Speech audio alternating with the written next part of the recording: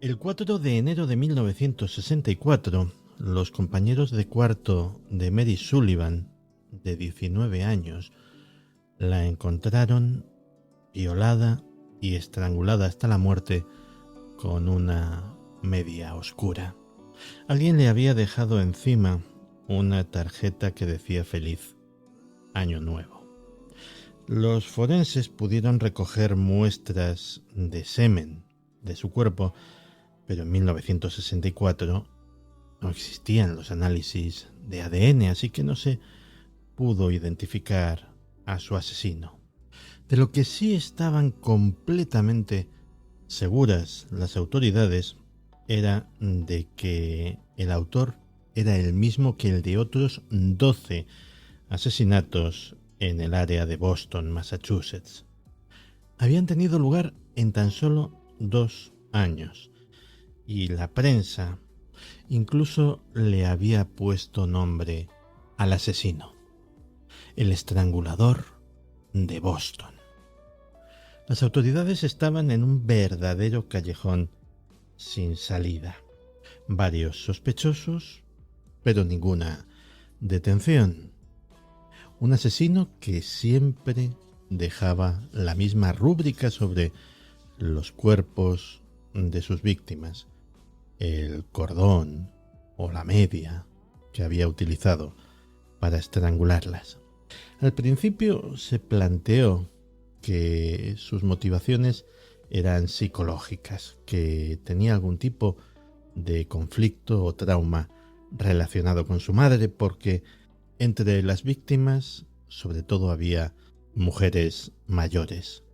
Luego fue bajando el listón de edad, hasta culminar con este asesinato de una joven de tan solo 19 años.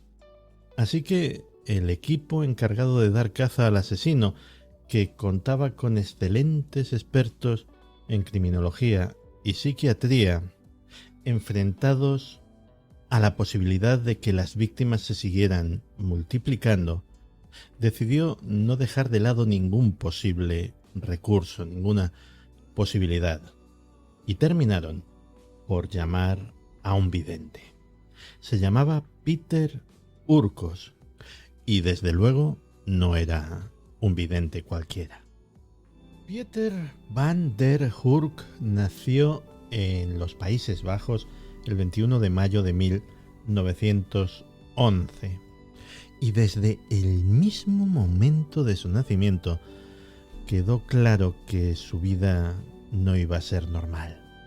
Nació como un niño velado, que es como se suele conocer a los que nacen con la bolsa amniótica íntegra, sin romper, rodeando al recién nacido como una especie de membrana. Es lo que se llama un parto velado, y a los niños que vienen al mundo así se les conoce como enmantillados, con manto, con velo, con toquilla, y la superstición dice que son niños que van a ser especiales, que van a tener un don, normalmente el de la clarividencia, que les diferenciará del resto de los mortales. Sin embargo, fue un niño relativamente normal, tal vez algo dado a la soledad y con un carácter rebelde que sobre todo afloró pues cuando suele aflorar este tipo de cosas, que es en la adolescencia. Un buen día dejó el instituto, se fue al puerto y se enroló en el primer barco mercante que tuvo oportunidad como ayudante de cocina. Durante los siguientes 12 años recorrió el mundo como marinero y finalmente regresó a su país, donde, sentó la cabeza. Se casó, tuvo hijos y comenzó a trabajar como pintor junto a su padre, pintor de casas. Todo parecía ir bien, una vida absolutamente normal, sin mayores sobresaltos, hasta que los nazis invadieron los Países Bajos. Peter, que era un patriota, decidió trabajar para la resistencia de su país en secreto, mientras que continuaba desempeñando su trabajo con aparente normalidad. Pero la normalidad se terminó un día que estaba pintando un edificio en La Haya. Estaba subido a un alto andamio de 10 metros y tras tropezar con unas maderas se precipitó a la calle. Salvó la vida, pero el tremendo golpe le dejó en coma durante 3 o 4 días. Y cuando volvió en sí, su historia cambió para siempre. Su vida ya no volvería a ser normal nunca más. Mientras estuvo en coma, tuvo visiones de un lugar paradisíaco, de verdes praderas alumbradas por el sol. Pero luego las visiones no fueron tan agradables. Primero fue su propio hijo. Lo vio desesperado entre las llamas de un incendio. Su mujer le dijo que no se preocupase, que todo estaba bien, que aquello había sido una simple pesadilla, algo fruto del golpe en la cabeza. Pero unos días después, su hijo tuvo que ser rescatado, afortunadamente ileso, de un incendio en su casa. Luego en el hospital tuvo otro episodio curioso. Uno de los enfermos con los que había trabado algo de confianza fue dado de alta y se acercó a su habitación para despedirse. Cuando le dio la mano, tuvo la certeza absoluta de que ese hombre iba a morir pronto. Y así fue. Unos días después leyó la noticia de que su vecino de habitación era en realidad un agente británico que había sido capturado y ejecutado por la Gestapo. Salió del hospital y, siguió con sus actividades en la resistencia holandesa y, de hecho, sus recién adquiridos poderes, su don, fueron muy útiles a la hora de localizar a un topo, a un agente infiltrado dentro de la resistencia. La guerra terminó y Peter intentó alejarse de esas nuevas capacidades. Pero ya sabéis el dicho, si naces para martillo, del cielo te llueven clavos. Un buen día se encontró en la puerta de su casa una mujer completamente desesperada. Su marido había desaparecido hace días y no sabía nada de él. Así que Peter se conmovió y le solicitó una prenda de esa persona. Cuando tocó la chaqueta del marido de la joven, lo que dijo el vidente fue aterradoramente preciso. Su marido es futbolista, ¿verdad? La joven asintió asombrada. Bueno, pues esto no es fácil. A su marido le acaban de diagnosticar una enfermedad degenerativa irreversible que le va a dejar paralizado. Desgraciadamente su marido ha muerto. Y acto seguido la acompañó a la comisaría y juntos fueron al lugar donde se encontraba el cadáver. Este fue solo uno de los muchos incidentes asombrosos en los que se vio envuelto en los Países Bajos. Asombrosos hasta el punto de que su fama traspasó fronteras y fue invitado a viajar a Estados Unidos para que sus poderes fueran investigados en condiciones controladas de laboratorio por el prestigioso parapsicólogo Andrija Puharich, que se quedó vivamente impresionado con las demostraciones de Peter Hurkos. Peter terminó estableciéndose en Miami y la policía un día acudió a él. Necesitaban ayuda sobre un caso y, ¿por qué no probar? Las condiciones eran las siguientes. Simplemente le iban a dejar tocar una prueba del caso. Nada más. No le iban a decir nada ni ponerle en antecedentes. Todo lo demás dependía de Peter. La prueba era una gorra ensangrentada que pertenecía a la víctima, un hombre de 63 años. Cuando Peter tocó la gorra, dijo que tuvo una visión de un brazo tatuado, no de la víctima. El brazo era de el asesino. El asesino que además tenía una forma peculiar de andar, tal vez fuera marinero. Y de repente le vino un nombre a la cabeza, Smithy. Y ese hombre, Smithy, además había pasado seguramente tiempo en Detroit y en Cuba. La cantidad de detalles era impresionante, pero tampoco le servía de mucho a la policía. Sin embargo, unos días después, en otra parte de Florida, tuvo lugar un nuevo asesinato, con una pistola de calibre 22, la misma arma. El principal sospechoso era Charles Smith, antiguo marino mercante que había hecho la ruta de Cuba y que había pasado un tiempo en prisión en Detroit. Y además, por supuesto, tenía un llamativo tatuaje en uno de sus brazos. Charles Smith fue detenido, juzgado y condenado a cadena perpetua. Unos años después, el 14 de junio de 1962, comenzó la pesadilla en Boston. Empezó con un único caso, como suele suceder. Una mujer de 55 años agredida sexualmente y estrangulada en la cocina de su propio apartamento. Así se hubiese quedado la cosa en uno de tantos crímenes horribles que suceden todos los días, de no ser porque en los meses siguientes otras mujeres con edades comprendidas entre los 65 y los 85 años fueron asesinadas en circunstancias similares.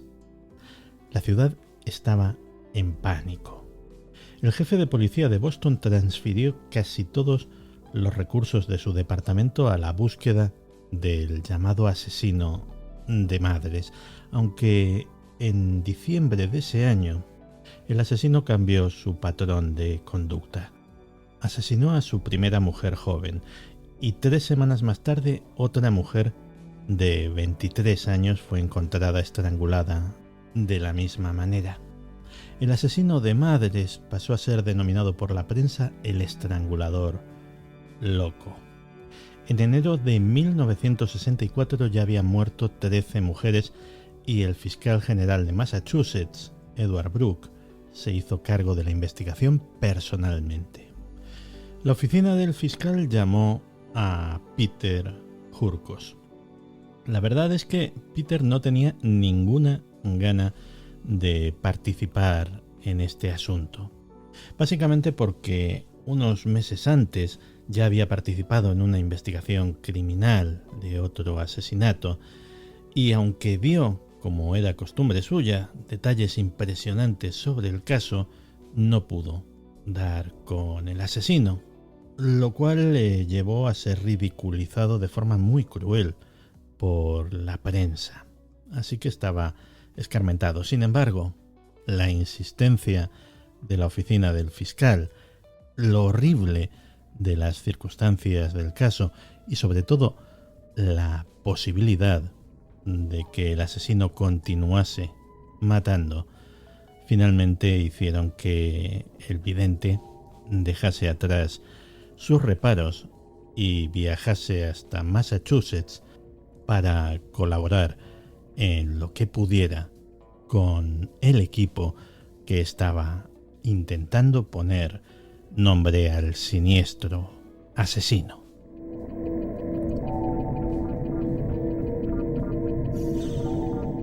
Una de las condiciones de Peter Hurkos para aceptar participar en el caso era que todo se llevase en el más estricto anonimato. No se avisaría a la prensa y no se contaría que él estaba participando en el asunto. De hecho, la policía de Boston le hospeda en un modesto motel bajo nombre supuesto, bajo un nombre falso, y esa habitación de motel sería, digámoslo así, su base de operaciones. Allí está también el doctor Andrija Pujarich, que se encargará de supervisar todo lo que allí se haga. A la habitación del motel le llevan unas cajas con pruebas del caso y una serie de sobres que contienen fotografías de los escenarios de los crímenes del estrangulador. Todos menos uno. Uno de los sobres contiene fotografías de un caso que no tiene absolutamente nada que ver. Las fotografías son extraídas de los sobres, puestas en pequeños montones delante de una mesa, boca abajo, y Peter Urkos inmediatamente señala uno de los montones y dice: ese es falso. No tiene absolutamente nada que ver con el estrangulador. Los policías quedan asombrados porque esa era la trampa que le habían tendido para ver si podían fiarse de sus apreciaciones, y pasado ese primer escollo, esa primera toma de contacto, Peter Urkos señala la primera fotografía de otro de los montones.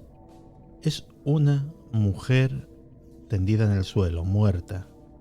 Está con las piernas abiertas en una posición extraña, con la pierna derecha como dada a la vuelta. Al voltear la fotografía, efectivamente, el vidente había descrito con detalle lo que figuraba en ella. Peter repitió esto varias veces, pero aunque conseguía adivinar de alguna manera las imágenes que había en las fotos, no conseguía aportar ningún dato nuevo a los investigadores, así que decidió intentar algo distinto. De la caja de pruebas tomó una prenda de una de las víctimas y dijo que iba a irse a dormir poniendo esa prenda bajo la almohada. Hay que decir que Peter Urkos estuvo acompañado y supervisado durante todo el tiempo que duró la experiencia.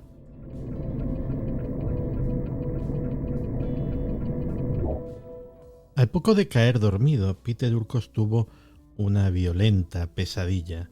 Hablaba en sueños, se retorcía en la cama. Cuando despertó, pudo dar una descripción del asesino. Era un hombre menudo, de baja estatura, nariz puntiaguda, prominente nuez de Adán. Tenía una marca de nacimiento en un brazo y posiblemente se dedicase a vender zapatos. Vivía en un apartamento que era una auténtica pocilga. Dormía directamente sobre el somier de la cama, sin ningún colchón. Era un misógino que albergaba un profundo odio hacia las mujeres. Y guardaba un diario en el que registraba todos sus crímenes. Desde luego era una buena descripción, pero tampoco excesivamente útil para la policía, así que el siguiente paso fue llevarle unos archivos de fotos de sospechosos, de delincuentes sexuales, a ver si alguna de esas fotografías pues le decía algo al vidente.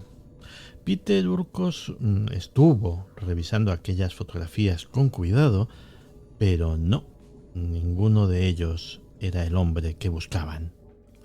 Un día, revisando de nuevo las imágenes de las escenas del crimen, tuvo, una especie de revelación y rápidamente solicitó un plano de Boston y tener en su mano uno de los objetos de las víctimas. Nada más traerle el plano, le dio la vuelta y en la parte trasera trazó una cruz.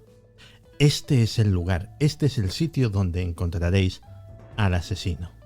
Ya había trabajado así alguna vez en algún otro caso. Decía que prefería no ver ni el dibujo ni los nombres de los mapas y planos para que no le influyesen, para no distraerle y dejar que su poder, su intuición, fluyeran libremente.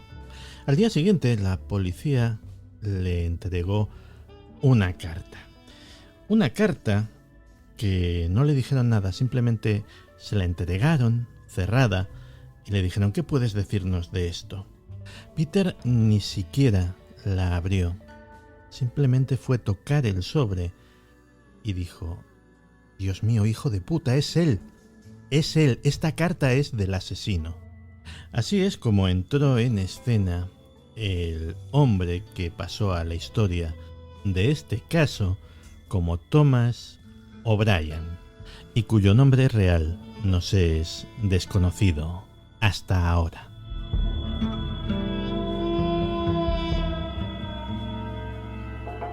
La carta estaba dirigida al director de la Escuela de Enfermería de Boston, justo el punto que había marcado Peter en el mapa. El contenido de la carta, que Peter nunca llegó a conocer, era directamente surrealista.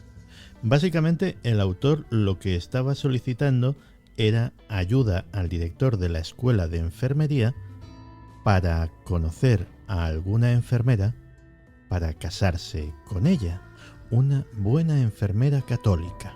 Esas eran las palabras textuales. La policía había ido al lugar marcado en el mapa y había preguntado al director de la Escuela de Enfermería si había visto u oído algo o alguien inusual en los últimos días. Y claro, esta carta era bastante inusual. El tipo además tenía un largo historial de desórdenes psiquiátricos, eso sin contar que ya había sido sospechoso en un caso de violación y asesinato. Cuando fueron a interrogarle, los policías responsables del caso se quedaron perplejos al comprobar la increíble semejanza que tenía aquel hombre con el que les había descrito Peter Urquos: baja estatura, nariz puntiaguda, prominente nuez de Adán, pelo ralo, ojos claros. Al día siguiente, la policía regresó con una orden de registro y cuando entraron en el domicilio se quedaron nuevamente perplejos al comprobar que este también encajaba en la descripción del vidente hasta el último detalle. Un lugar cochambroso, desordenado, en un rincón del cual había una cama sin colchón. Aprovechando una ley del estado de Massachusetts, el sospechoso fue conducido a un hospital psiquiátrico para ponerlo en observación. Y mientras tanto, pues los policías podían registrar a su antojo el domicilio buscando las pruebas que, según Peter, tenían que estar ahí.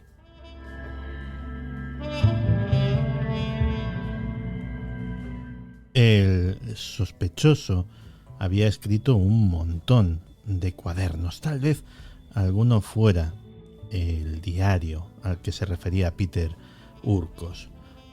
Fueron buscando uno tras otro y desde luego de lo que no cabía duda es de que esa persona albergaba un odio enfermizo hacia las mujeres. Le parecían seres impuros, indecentes.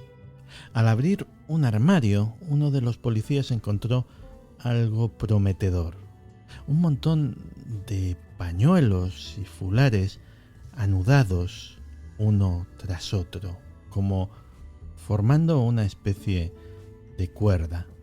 En un libro sobre yoga, las ilustraciones que representaban a mujeres habían sido tachadas, emborronadas violentamente con un bolígrafo.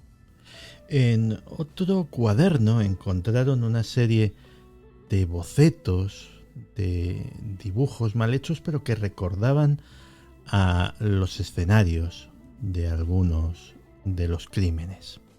Todo encajaba: la descripción física, la demencia del individuo, su odio visceral hacia las mujeres, la descripción del apartamento.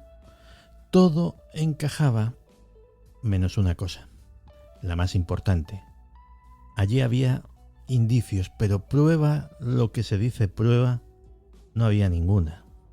Cuanto más se internaban en la mente de aquel individuo a través del contenido de su apartamento, más estaban convencidos de que era el hombre al que se refería Peter Urquhart, pero no había nada directamente incriminatorio allí. El siguiente paso, obviamente, era interrogarle, aprovechando que lo tenían retenido en el psiquiátrico. Tal vez, con un poco de suerte, se podía hacer que confesase o que dijese algo que resultase incriminatorio.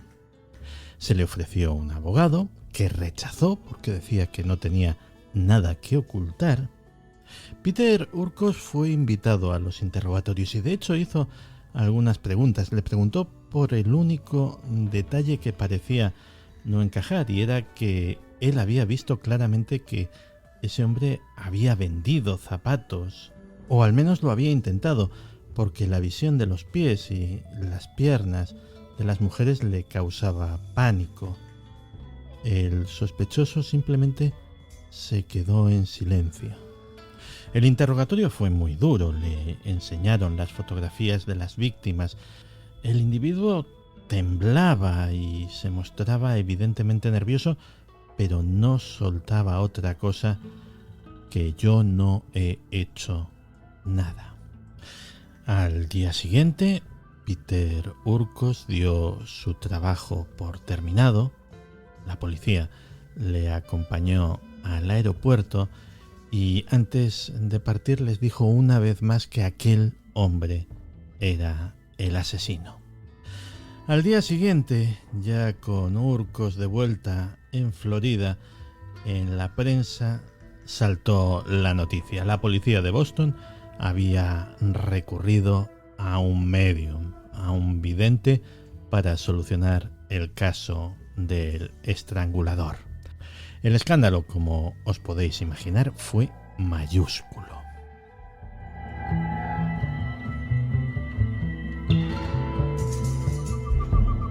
Finalmente, la policía detuvo al estrangulador, o al menos al que creían que era el estrangulador, Albert DeSalvo, un violador en serie que fue detenido meses después del último crimen del estrangulador, pero ninguna de sus presuntas víctimas había sido asesinada. Fue en la cárcel cuando le dijo a su compañero de celda que él era el estrangulador de Boston. Bueno, confesó también delante del juez y de la policía, luego se retractó. Había un montón de cosas que no encajaban en el caso, pero oficialmente Albert DeSalvo ha pasado a la historia como el estrangulador de Boston. Hay un episodio curioso, que es que en el año 2000 las familias de Mary Sullivan y de Albert DeSalvo unieron sus fuerzas para demostrar que este último era inocente. Consiguieron permiso para exhumar a ambos, víctima y presunto asesino, y hacer lo que no se pudo hacer en su momento porque no existía la tecnología: análisis de ADN. Y resulta que en el cuerpo, en la ropa interior y en el vello público del cadáver de Mary Sullivan se encontró ADN de alguien que no era Albert DeSalvo. Tremendo escándalo alrededor del caso otra vez, así que la policía de Boston decidió hacer su propia investigación.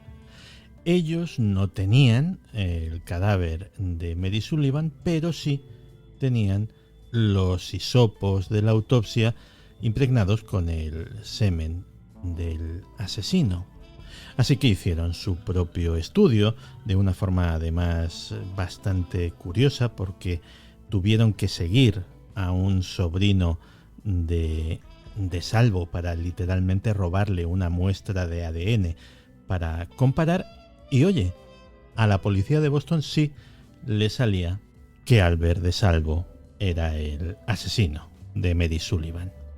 Bueno, pues daremos la razón a la policía de Boston, que para eso son las autoridades, aunque hubo quien dijo que estas pruebas se alteraron para precisamente salvar la cara de la institución.